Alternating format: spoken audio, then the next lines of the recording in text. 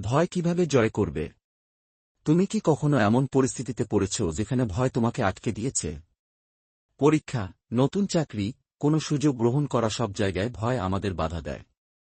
কিন্তু ভয় জয় করার উপায় কি? মার্ক টোয়েন বলেছিলেন, ভয়কে পরাস্ত করার একমাত্র উপায় হল সেটার মুখোমুখি হওয়া। নেলসন ম্যান্ডেলা বলেছিলেন, সাহস মানে ভয় না পাওয়া নয়, বরং ভয় থাকা সত্ত্বেও সামনে এগিয়ে যাওয়া। ভয় আসলে একটা অনুভূতি, যা আমাদের কেবলই মানসিকভাবে সীমাবদ্ধ করে। কিন্তু তুমি যদি ভয়কে অতিক্রম করতে পারো, তাহলে তোমার সামনে নতুন দরজা খুলে যাবে। তুমি ভয়কে জয় করতে চাও? তাহলে আজই একটা ছোট সিদ্ধান্ত নাও।